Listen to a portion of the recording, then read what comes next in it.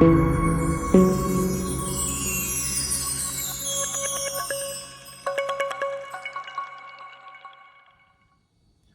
everyone, this is Brandon Green, owner of Go Element Autoworks. I'm coming to you today because there's a couple of points that need to be made. Unfortunately, out here, when it comes to the car game, to the car world, a lot of people are being taken advantage of. When it comes to purchasing a new vehicle, whether it be a brand new vehicle or a used vehicle, the system is designed not for you to win, but for the banks to win ultimately, but also for the dealerships to win. And so the more knowledge that you have walking into the door, if you are purchasing a used or new vehicle from a dealership, the better position it puts you in. From a financial perspective, from an emotional and mental perspective. You see, these car dealerships, they see you coming into the door. They have done years and years and years of research and study. It's really a psychological game. They know how to win you over, how to get the most from you. You get what you want and they get what they want. It's a give or take relationship, and this is just at the end of the day, business. But unfortunately, here recently, a close friend of mine who takes a lot of advice from me when it comes to to cars, when it comes to maintenance, when it comes to buying and selling, and unfortunately, he put himself in a position that really I felt personal about, because I wanted to benefit from his decision making and still allow him to get to where he wanted to be. Basically, he was trading in a very nice vehicle that I had helped him over the years to maintain. He wanted to trade it in order to get the next body style, a newer one. And of course, I'm referring to Mercedes, because if it was anything else, I probably wouldn't be so emotional about it. But yes, he had a Mercedes Benz that I was very desirous of, that I wanted. One that I'm very familiar with, ones that I have myself, that I know how to take care of and maintain. And I gave him good advice while he owned it. It was time for him to let it go. Now, I know that dealerships, when it comes to trade-in vehicles, their whole goal is to buy it from you as cheap as possible, to give you a number that you're satisfied with, but of course, they are satisfied with, so that they can do with it what they choose to do with it, whether it be resell it on their lot, send it to the option. In some cases, the dealership will keep it for themselves. Somebody who works there will keep your vehicle because they know that they got it cheap enough and they know they have a good deal. But their goal is to get it from you, the customer, as cheap as possible. Now, when it comes to numbers, see, it's all a numbers game. They can put down on the paperwork that you're going to sign and agree to a number that makes you happy, but that number oftentimes is not the real number. You see, the dealership, especially if they're selling you a new vehicle, there are all types of rebates and numbers that they can get back, and they take it away from, they make you feel like that you're getting a deal. They'll write a number down, but they're eating that number through the rebates that they receive, because banks give them rebates and discounts, allowing them to sell the car to you, which seems like a deal to you, but they're making sure that they're taken care of. Nobody's giving cars away and not making money, even if it's a 0% interest rate.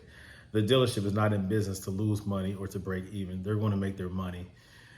So without going into details about that, what I'm trying to say is this: know that you're not getting what they are saying that you're getting. You know, oftentimes these dealerships will play the sympathetic role as if they're losing.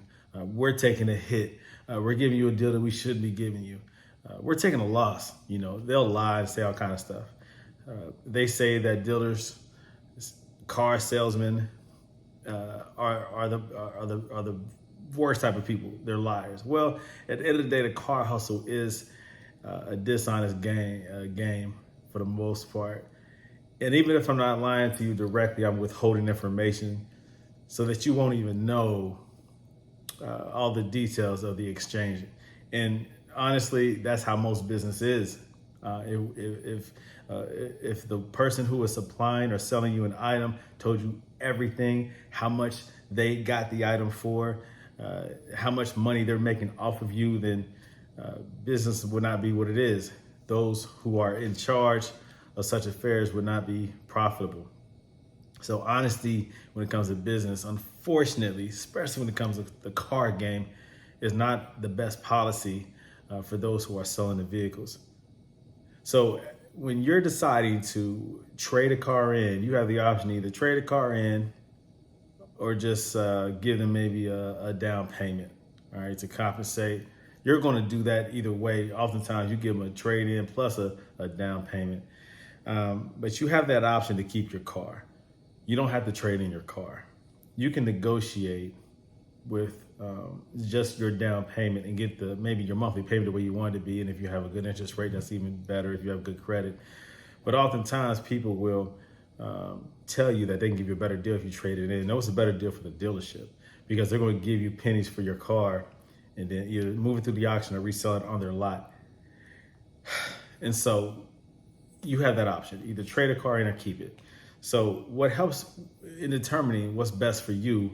Well, what is your, are you having issues with this car? Are you at a point where you're ready to let it go because it's requiring more money than you want to put into it? Everyone has different reasons for getting rid of their car. Today I'm emotional because I knew this person's reason for getting rid of his car. But you have to also know what you have.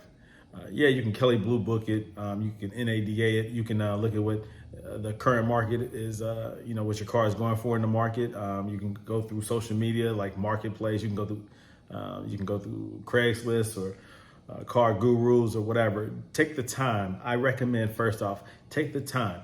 Do your research.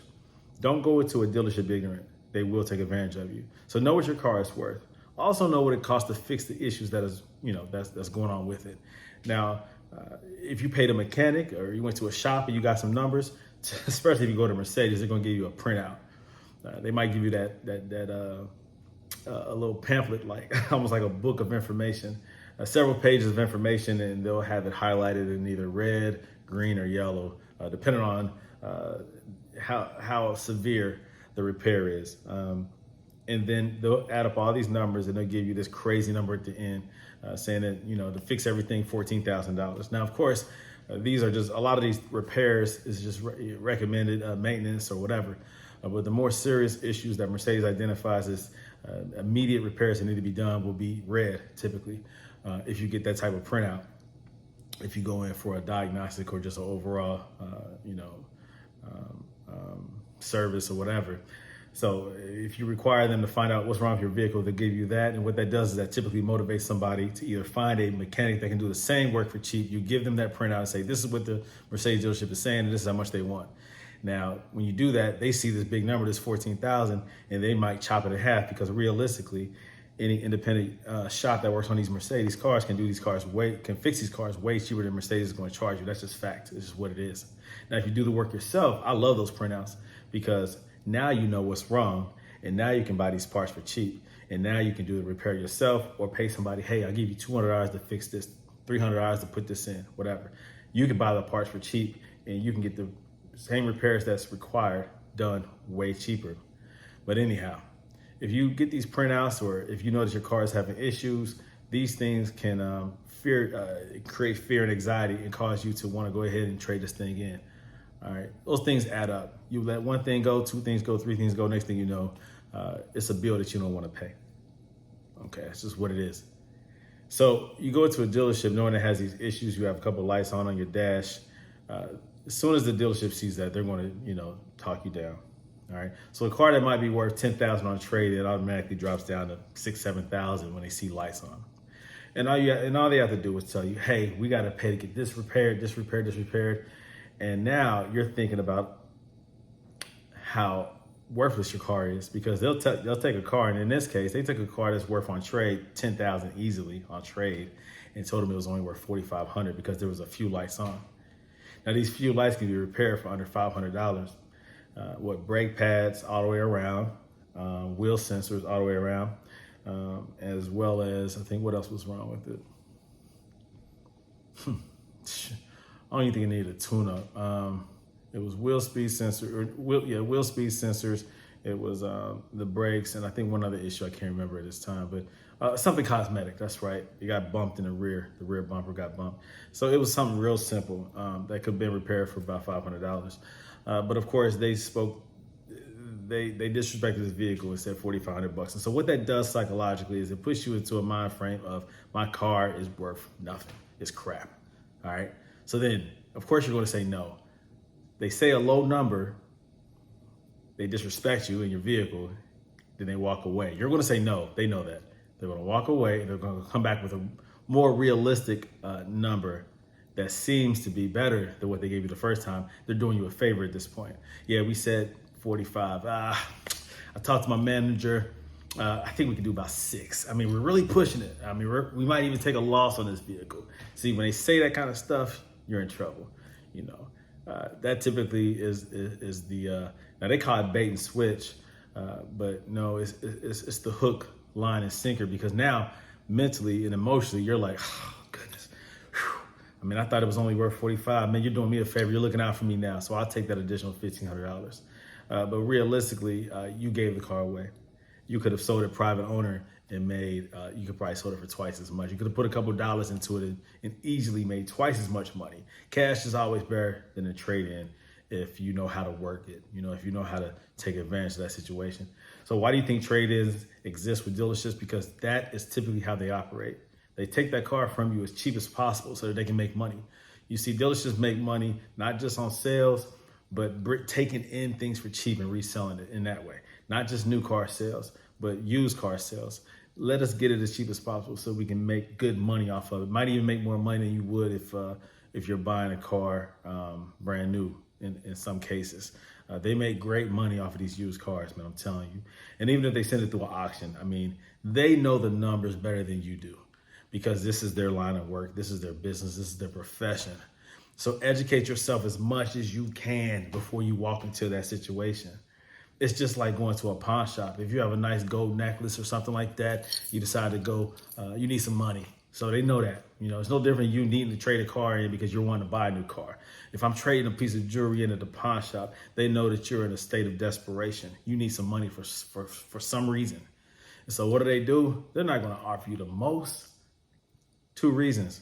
They might be buying that from you because you might not come and get that back. So whatever they give you on a pawn, they have to eat that and recoup that through a resale. And that's what dealerships do. The other reason might be because they know that you are going to buy it back. You might come back 30 days later and they might make a little bit of money. It might sit there for 90 days. It might sit there for a year. I know some people have had things at the pawn shops, and by the time they buy it back, they paid 3 times what they originally pawned it for. I mean, it's just a game. But again, you're taking something valuable and you're giving it to them either for a loan or because you just need the money and you're just getting rid of it because you want the money more than you want this item. And so in the same way, so with the pawn shop, their goal is to get it as cheap as possible so that they are covered, whether they get that money back from you or if they have to resell it. So in the same mind frame, when you're trading something in, that means that you don't want it anymore. For whatever reason, you want something else. You don't want that. With a pawn shop, it's cash. With the car game, it's another vehicle. All right, so I'm trading in something to get something greater. I want that greater item. I value this greater item more than I value this. So I'm willing to give this up, to sacrifice this, to get that more important thing, that newer car, that better car. So they know that. So the best way that you can weaponize yourself is to be educated. Take in as much information as you can about the vehicle that you're selling or that you're trading in. Also, make sure that you're not taking a loss. Make sure that the vehicle that you're buying is not overinflated price-wise. You know, of course, work your hand. Get the best deal that you can. Do your research on the car that you're interested in, but also don't forget to do the research on the car that you're getting rid of. Make the most of what you have. They will devalue and disrespect the vehicle that you're trading in order to get the best deal for them. They're going to look out for them and then also sell you a car. So not only are they selling you a car and making money off of that new car, they're making money off of your trade-in. Know that. Know that. And if you decide to trade it in, that's fine. But if you decide to keep it, do it with the intention of maximizing what you have. With today's market being as crazy as it is and inflation being crazy and people not making enough money to sustain, you want to maximize what you do have. Leverage the things of value that you do have. Get the most out of them. Don't just give them away for somebody else to profit, because these businesses are capitalizing off of your ignorance, off of our ignorance. I've been there, I've done that, and I've learned from that. Okay, that's why when I buy cars, I typically only do private owner. I try not to go to dealerships. Yes, I do, but I try not to. If I can buy a private owner, I'm gonna get more service records. I'm gonna find out why they personally are getting rid of it. I can see the person who owned it. I can see what they did and did not do, what they neglected and what they took care of. When I go to a dealership, all I have is a Carfax. They don't know anything about the car. They just, well, yeah, it has a great Carfax history. That doesn't tell me anything about the individual who actually was driving this car. You know, you could have cleaned it up so well that I can't tell that it used to have White Castle onion chips up under the seats and crayons all over the leather and, you know, Black and Mild or cigarettes or marijuana smoke all over the headliner. You know, you cleaned it up too well, you know. And typically people who don't take care of the inside don't take care of the more important components, the drivetrain, training, you know, regular maintenance that needs to be required in order for the car to function the way it's supposed to, the way it was designed to. These cars, especially Mercedes-Benz, require maintenance. They require care. And so because of that, it's way more expensive to maintain these things. And because of that, people often trade them in once those numbers become ridiculous. Mercedes makes a lot of money off of repairing these cars, off of servicing these cars. Know that when you buy these cars for cheap, it's going to be quite expensive to maintain them. So find you an independent dealership, or independent a shop who will do that for cheap. You take it to Mercedes, they're going to take advantage of it. It's just what it is. It doesn't matter how old the car is. It almost seems like the older the car is, the more expensive it costs. Because Mercedes is going to sell it to you saying, oh, well, we don't support these years anymore, this make or model or whatever. We have to special order these parts and blah, blah, blah. And it gets crazy. Oftentimes those get traded in. Or they even get taken to the junkyard. All types of things happen with these cars, man. So be smart about what you're doing with what you have. All right, that's the point. You know, maximize what you have, get the most of what you have, so that you can get the best deal when it's all said and done. All right, be smart. There's too much information out here to be ignorant. I say this all the time to people who I'm close to. There's too much information out here to be ignorant. So don't be ignorant. Okay, use the internet. Use Siri. You know. Use whoever, Amazon, you know, whoever they promote, whatever that's called, you know. Use this technology to your advantage, all right? Use it to your advantage. We all have phones, devices. We have the internet. Use it, okay? Alexa, is that what Amazon is? I think it's Alexa, whatever. All right, so talk to her, whoever she is, man. Get this information and take notes and learn and grow so that you can do what's best for you as an individual, for your family. Again, money's hard to come by, man. So make the most of what you do have, man. What you have is valuable. Don't let them tell you it's not. Make the most of it, okay, guys? All right, so that's just a little advice from Autoworks. It's early in the morning over here in Cincinnati, Ohio.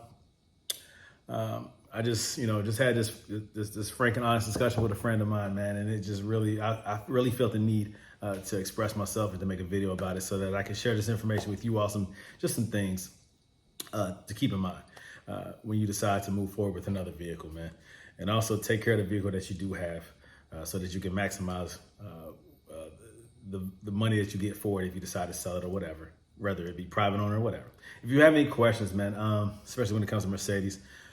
Even if it comes to trade-ins, if you are ever considering trading in your vehicle, give me a call. Give me a call. Go to my website, www.goldelementautoworks.com. Check me out there. My phone number is at the bottom. A means of you being able to get in contact with me or whatever. Reach out to me if you have any questions. If you are ever considering getting rid of a Mercedes that's having issues, run it past me. I can give you some good advice. I can definitely give you some good advice, man. You know, and if it's the right car, I might even try to buy it from you. You never know.